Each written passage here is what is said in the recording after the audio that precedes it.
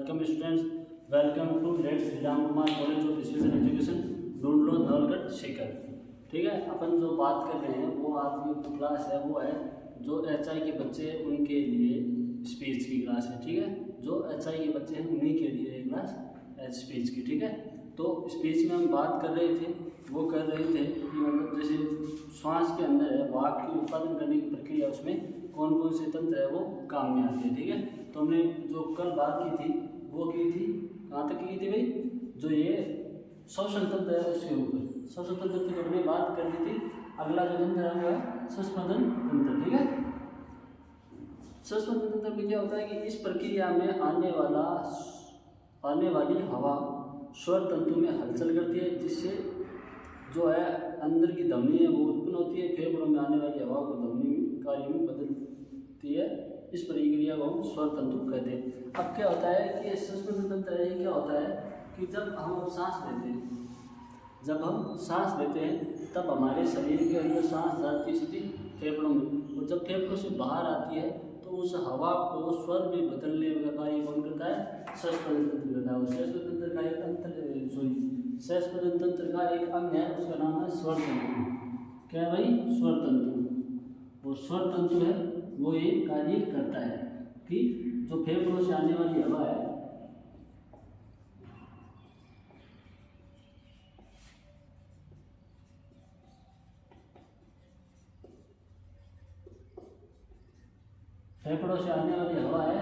उसको ध्वनि में बदलता है।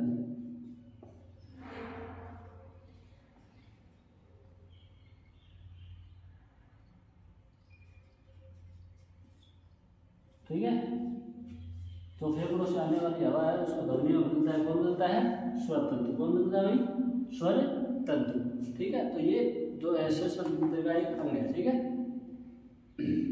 अब इसके जो श्वसन तंत्र के वो कार्य है उसको अपन बात करते हैं। ठीक है, आपको ये तो पता चलेगा कि स्वर तंतु क्या हुआ, स्वर तंतु क्या कार्य करता है। ठीक है, एक श्वसन तंत्र का भाग है और जो फेफड़ों से आने वाली हवा, जो फेफड़ों से बाहर जो हवा आती है उसको ध्वनि में परिवर्तित करता है। कौन करता है भाई, श्वसन तंत्र। ठीक है, अगला है वो है इसका पहला कार्य है वो है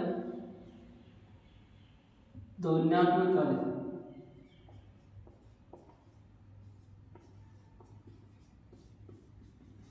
क्या है भाई, ध्वन्यात्मक कार्य है वो इनका पहला कार्य है।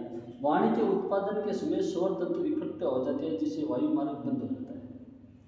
फिर हवा के दबाव से अचानक वायु मार्ग खुल जाता है और मुख में ध्वनि उत्पन्न होती है। अब क्या होता है कि जब अपन सांस लेते हैं और सांस फेफड़ों के अंदर चली जाती है तो हमारे स्वर तंतु है वो जो एक जगह इकट्ठे हो जाते हैं, एक जगह इकट्ठा हो जाते हैं, एक समूह में आ जाते हैं। फिर जब हवा वापस आती है, जब हवा का दाब पड़ता है तब है वो स्वर तंतु है वो खुल जाते हैं। वो स्वर तंतु है वो अलग अलग हो जाते हैं, और वो जब अलग अलग होते हैं तो फिर वो हवा को ध्वनि का रूप परिवर्तित करके देते हैं। ठीक है, तभी व्यंजनों के उच्चारण की मुख्य भूमिका अदा करता है। और ये जो स्वर तंतु है वो व्यंजनों को स्वर तंतु है, इनको व्यंजनों के उच्चारण में सबसे अधिक महत्वपूर्ण भूमिका अदा कौन करता है, तो कौन करता है भाई, स्वर तंतु। कौन करता है, स्वर तंतु। स्वर तंतु के दबाव में आवाज मोटी तथा पतली होती है, तथा प्रेशर ज्यादा हो तो आवाज पतली और प्रेशर कम हो तो आवाज मोटी और बाहर निकलती है। इन स्वर तंतुओं के जो इनका झुकाव होता है इनके अनुसार ही है वो आवाज है वो अपनी आवाज बाहर निकलती है। अगर दबाव है वो अधिक होगा तो आवाज है वो पतली और तीखी निकलेगी, और जब आवाज दबाव कम होगा, हवा का दबाव कम होगा, तब है वो आवाज जब हवा का दबाव बहुत अधिक कम होगा तो आवाज़ मोटी व पतली निकलेगी, मोटी व बाहरी निकलेगी। और जब हवा का दबाव है वो अधिक होगा तब आवाज़ है वो पतली निकलेगी या फिर तीखी निकलेगी। ठीक है, ये है वो है ध्वन्यात्मक कार्य ये। ठीक है, अगला जो है वो है अगला तंत्र है श्वसन तंत्र की बात है वो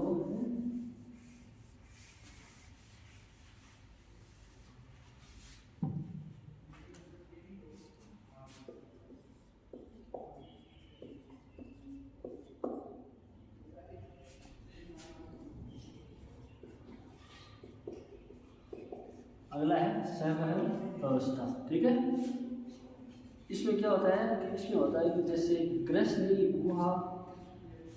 गुहा से आने वाली आवाज़ की तीव्रता कम होती है तथा सहवयव व्यवस्था आवाज़ की तीव्रता में बदलाव लाया जाता है तथा इसके साथ ही क्वालिटी में परिवर्तन किया जाता है। इस प्रक्रिया का मुख्य अब जैसे ही मतलब अपना है जो हवा है वो फेफड़ों में अंदर चली जाती है और फिर फेफड़ों से नीचे से वापस बाहर आती है, तो आवाज़ को है जो नॉर्मलाइजेशन करना है, आवाज़ में नियंत्रणता पाना है, आवाज़ को एक सही ढंग देना है, वो कार्य किसका है?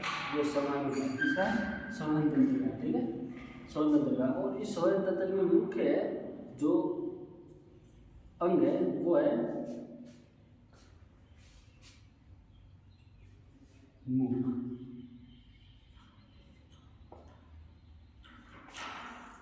दूसरा है वो है नरकटिया।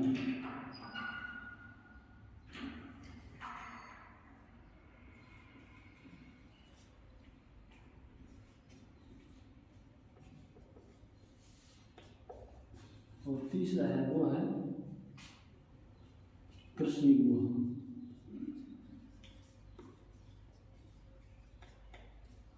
इस सब संवहन व्यवस्था है, इसके जो प्रमुख अंग हैं वो है ये मुख, नलकिटा गुहा और ग्रसनी गुहा। ठीक है, ये प्रमुख अंग होते हैं। ठीक है, तो मुंह है, इसे माउथ स्ट्रक्चर भी कहते हैं। इस नली में काफ़ी जगह खाली होती है और इसमें है जो हमारे शब्द हैं और तथा जो हमारा मुंह है वो शब्दों को बनाने का कार्य करता है।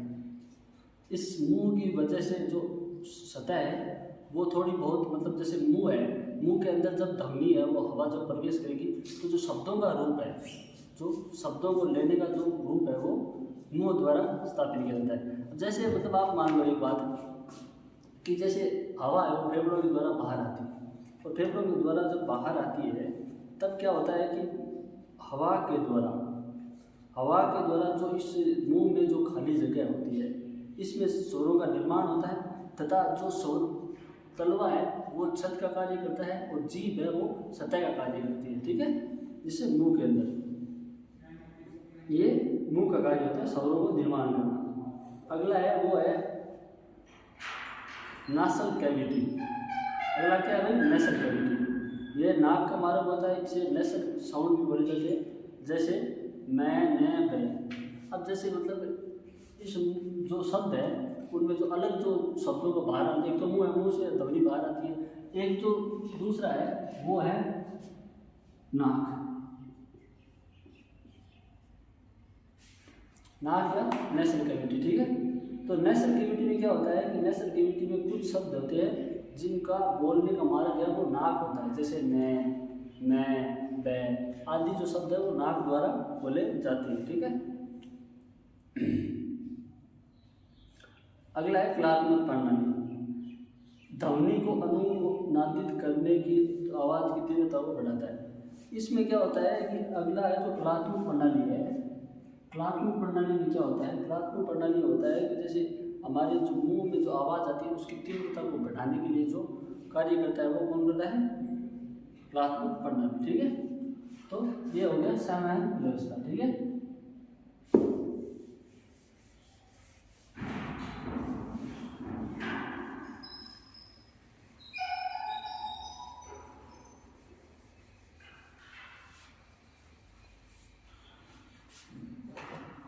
अगला है वो है उच्चारण व्यवस्था।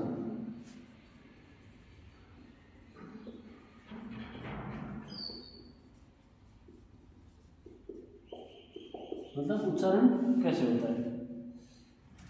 यह व्यवस्था सहवयव व्यवस्था से आने वाली आवाज़ों को अक्षरों में प्रतिवर्तित कर देता है, जिससे उच्चारण अंगों के परिवर्तन होता है और उच्चारण अंगों कार्य का आधार दो भागों में बांटा गया है। अब क्या होता है कि संवहन द्वारा जब शब्द आते हैं तो उनको जो अलग अलग जो जगहों पे बांटना है, शब्दों को अलग अलग तरीक़ों से बांटने का कार्य कौन करता है? ये करता है। ठीक है, उच्चारण व्यवस्था। उच्चारण व्यवस्था के अनुसार ही है वो शब्दों को बांटने का कार्य किया गया। ठीक है, मतलब जो आवाज़ आती है उसे एक अक्षर का रूप परिवर्तित कौन करता है? ये उच्चारण, यानी जो आवाज़ आती है वो एक अलग तरीके की आती है, उसे अक्षरों में डालने वाले उच्चारण है उसका। ठीक है, और उच्चारण है वो 2 प्रकार के होते हैं। पहला है वो है सक्रिय उच्चारण,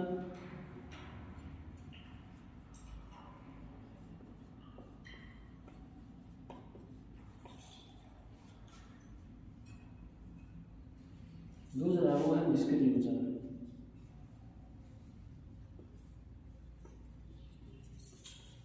दूसरा है वो है निष्क्रिय उच्चारण। जैसे मतलब सक्रिय उच्चारण है जो शब्दों को बोलते समय जो उच्चारक है वो सक्रिय रहते हैं, जो उच्चारक है वो सक्रिय रहते हैं, वो ये सक्रिय उच्चारक रहते हैं। और जो निष्क्रिय रहते हैं जिनका कोई क्रियाकलाप ना होता हो, उसे क्या कहते हैं?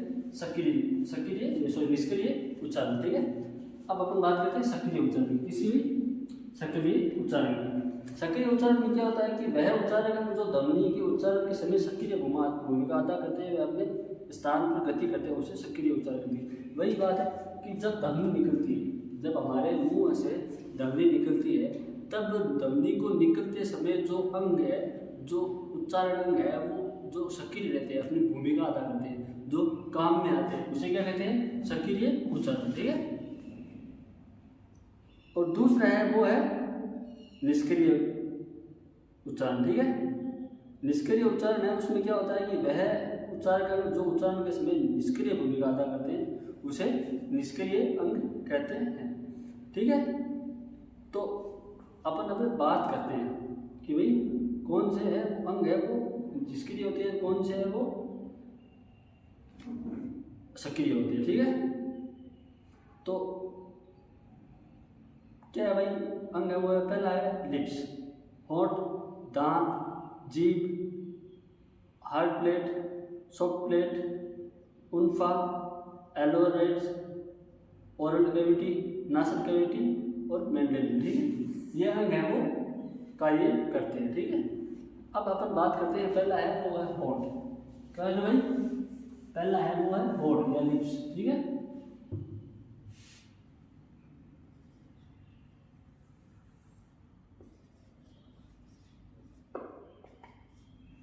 क्या है भाई? होंठ। ये लचीली संरचना होती है, दोनों दांतों के ऊपर टिकी हुई होती है। जब ध्वनि बाहर आती है तो ये खुलती है तथा बाद में बंद हो जाती है। ये ऊपरी 2 भागों में बांटी जाती है, ऊपरी और निचली। होंठ है वो एक ऐसी संरचना है जो एक लचीली संरचना है, लचीली मतलब कोमल संरचना है। इसके द्वारा ये दांतों के दोनों तरफ है वो ऊपर लटकी हुई होती है। आवाज़ आती है तो ये खुल जाती है, और आवाज़ नहीं आती है तो ये बंद हो जाती है। ठीक है, कौन है? होंठ है। ठीक है, इसकी 2 भाग होते हैं, एक होता है ऊपला और एक होता है निचला। ठीक है, ये होता है किसका भाग होता है भाई? होठों का, ऊपला और निचला। ठीक है, ऊपरी होंठ है वो ध्वनि को उच्चारण के साथ निष्क्रिय रूप में कार्य करता है तथा अपना स्थान पर रहता है, बल्कि निचला है वो ध्वनि उच्चारण में सक्रिय भूमिका अदा करता है और अपने स्थान पर गति करता है। अब ये ऊपला होंठ है ये निष्क्रिय होता है। क्या होता है? निष्क्रिय उच्चारण होते हैं।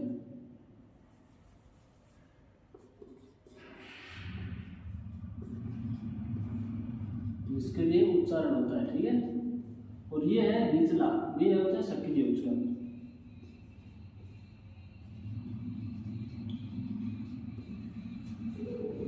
अब जब ध्वनि आती है तो ऊपला है वो एक ही स्थान पर रहता है, निष्क्रिय भूमिका होती है इसकी, परंतु निष्क्रिय भूमिका होती है, ये एक ही स्थान पर रहता है, न कि अलग अलग जाता है। परंतु निचला है वो सक्रिय उच्चारण है। जब ध्वनि आती है तो निचला है वो अपने स्थान पर रहकर इधर उधर गति करता है। कौन करता है? निचला होंठ। ठीक है, होठों के कार्य, होंठ के कार्य क्या है भाई? होंठ के कार्य, पहला कार्य क्या है भाई? खाने को अंदर लेना।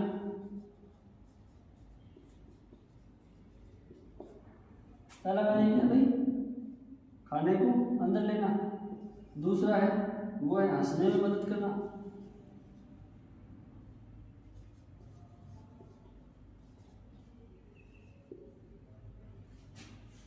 हंसने में मदद करना। तीसरा है वो है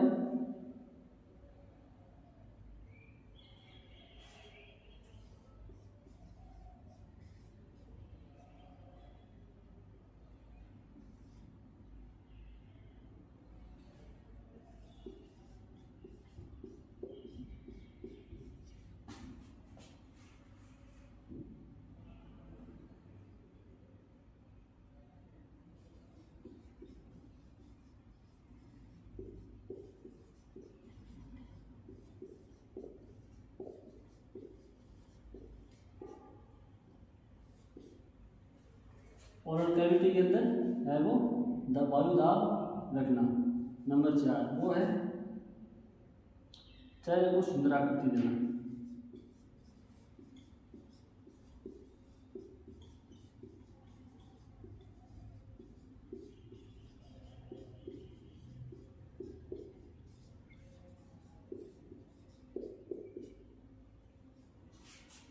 ये है होठ के कार्य। खाने को अंदर लेना, यानी जो खाना खाते हैं हम वो मुंह के अंदर कौन पहुंच जाता है, होठ पहुंच जाते हैं। हमारे तो हंसते हैं और हंसने के अंदर हमारे जो एक्सप्रेशन दिखाई देते हैं उसका कार्य कौन करता है, कौन करता है भाई, होठ करते हैं। ठीक है, अगला है वो है ओरल कैविटी के अंदर वायु दाब रखना। ओरल कैविटी मतलब जो हमारे बोलने का जो वोकल तंत्र है उसके अंदर जो ओरल कैविटी होती है उसके अंदर हवा का दबाव बनाए कौन रखता है, होठ रखता है। ठीक है, और अगला है वो है चेहरे को सुंदर आकृति देना है।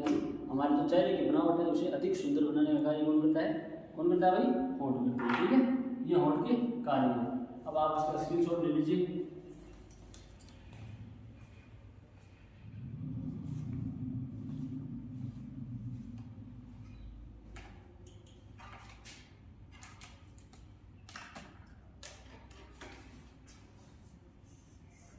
स्क्रीनशॉट ले लिया होगा, आगे बात करते हैं।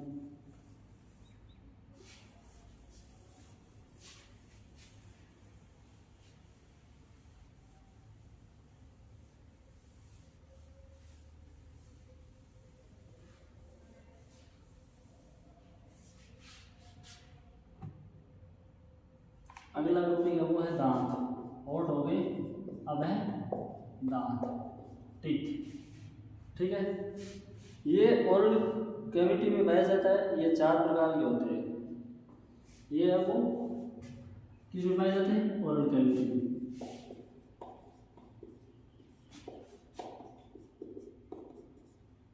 किस में पाए जाते हैं, ओरल कैविटी में पाए जाते हैं। ठीक है,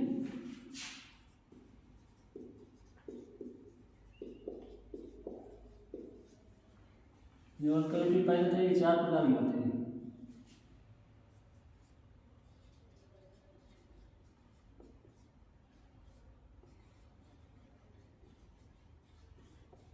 कितने प्रकार के होते हैं भाई दांत, 4 प्रकार के होते हैं। ठीक है, पहला प्रकार वो होते हैं दांतदार दांत।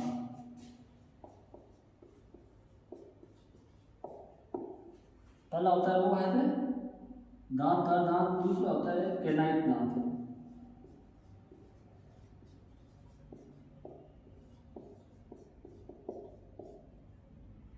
ठीक है, अब तीसरा होता है वो होता है प्रीमोलर।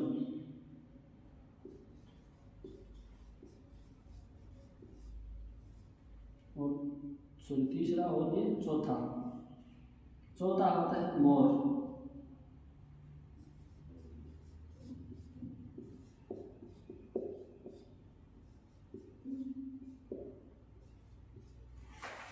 ठीक है भाई, ये दांतों के प्रकार होते हैं।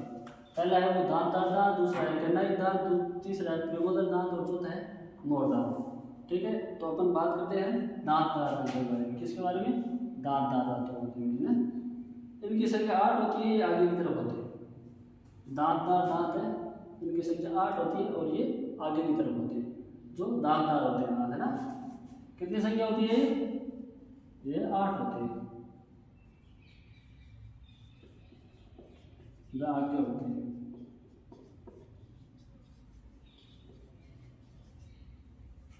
अगला है कैनाइन दांत। कैनाइन दांतों में क्या होता है भाई, ये 4 होते हैं और ये पीछे की तरफ होते हैं।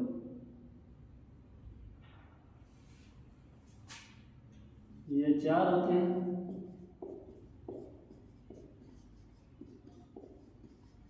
वह पीछे होते हैं।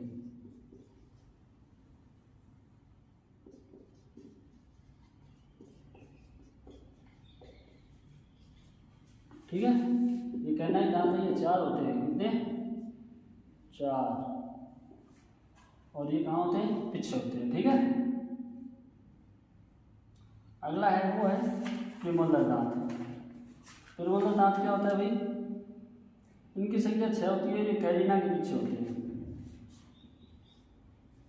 इनकी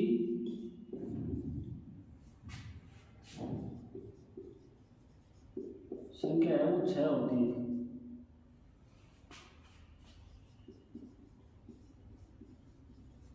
और ये कैलिना के पीछे होते हैं।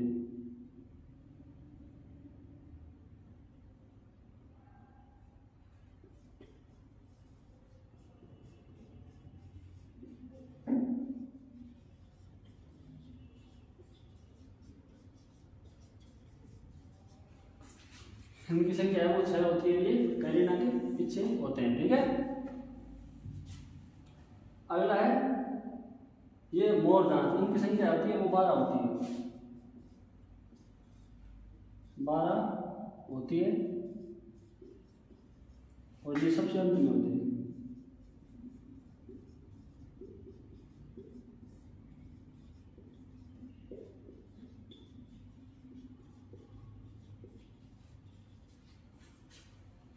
ये है 4 प्रकार के दांत होते हैं। पहले है दांतदार दांत, ये 8 होते हैं, ये आगे होते हैं। दूसरा है वो है कैनाइन दांत, ये होते हैं 4 होते हैं, दांत पीछे की तरफ होते हैं। अगला है प्रीमोदर दांत, प्रीमोदर दांत इनकी संख्या 6 होती है, कैलिना के पीछे होते हैं। और मोर दांत ये 12 होते हैं और इनकी ये सबसे अंत में होते हैं। ठीक है,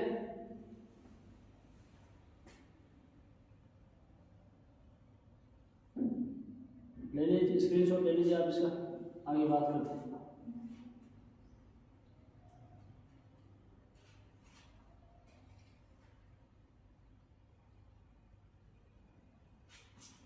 ले लीजिए वाला स्क्रीनशॉट आपने।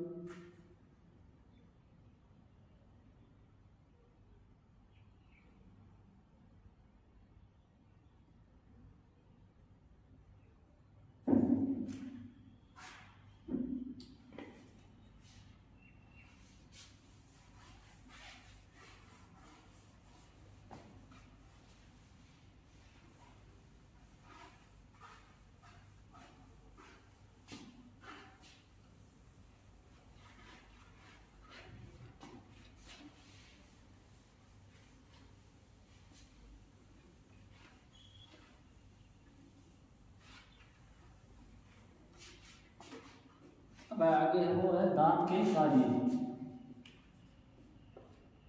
दांत के कार्य। ठीक है, तो पहला कार्य आप सभी को पता है,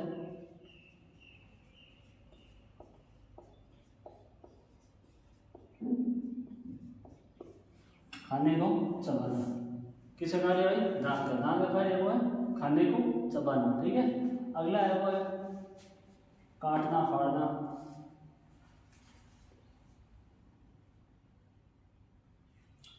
काटना फाड़ना, ठीक है, ये कार्य होते हैं दांत के। ठीक है, दांतों खाने को चबाना, काटना, फाड़ना, ये 3 कार्य हैं वो इसके होते हैं भी दांत के। ठीक है, आप इसका स्क्रीनशॉट लीजिए, बाकी और बात करते हैं।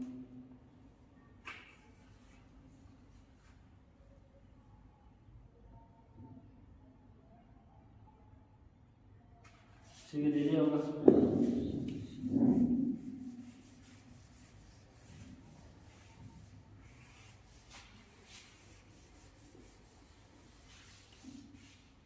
अगला है वो है जबान। अगला क्या है भाई? जबान। जबान मतलब जीभ।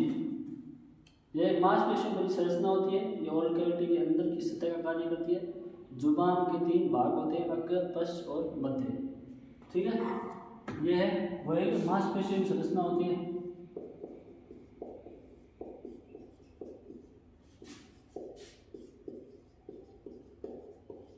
मांसपेशियों की संरचना मतलब हड्डी नहीं होती है, इसमें जीभ में हड्डी थोड़ी होती है, नहीं होती ना, तो मांसपेशियों की संरचना होती है। और ओरल जो कैविटी है,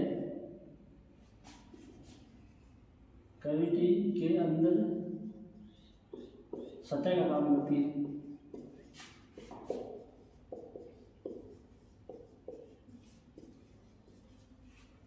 तीन प्रकार की होती है, 3 भाग होते हैं इसके।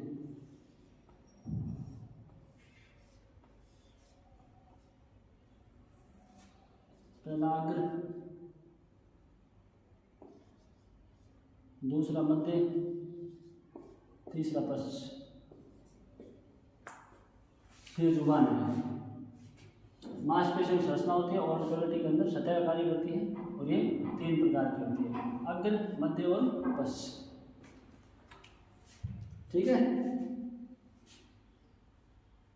इसके कार्य, अब इसके जुबान में कार्य का काम बात करते हैं। इसके कार्य क्या होता है? पहला कार्य सभी को पता है, स्वाद का पता लगाना।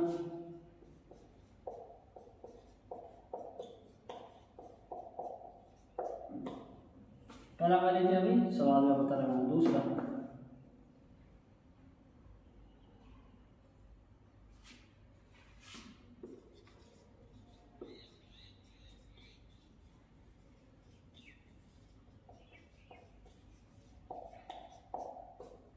जीभ को अंदर बाहर करना। तीसरा है वो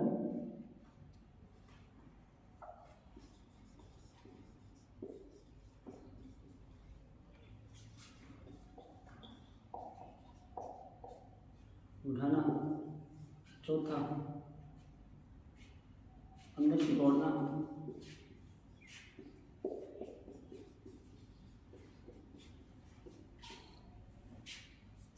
और पांचवा होता है दाएं बाएं करना।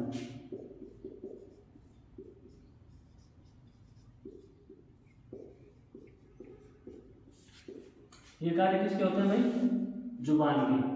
स्वाद का पता लगाना, दूसरा है जीभ को अंदर बाहर करना, जीभ को ऊपर उठाना, अंदर सिकोड़ना और दाएं बाएं करना।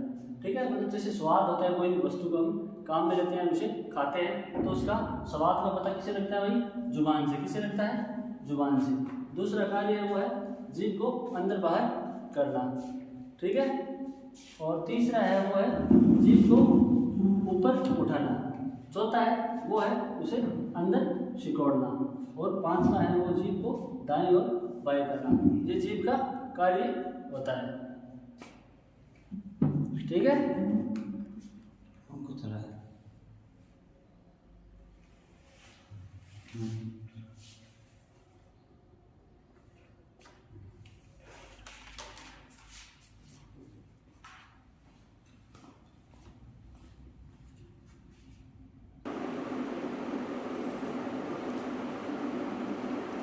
हाँ तो क्या है भाई? जबान के कार्य, पहला है स्वाद का पता लगाना, दूसरा है वो जीभ को अंदर करना, बाहर करना, तीसरा है जीभ को ऊपर उठाना, और चौथा है वो जीभ को सिकोड़ना, पांचवा है वो जीभ को दाएं बाएं करना।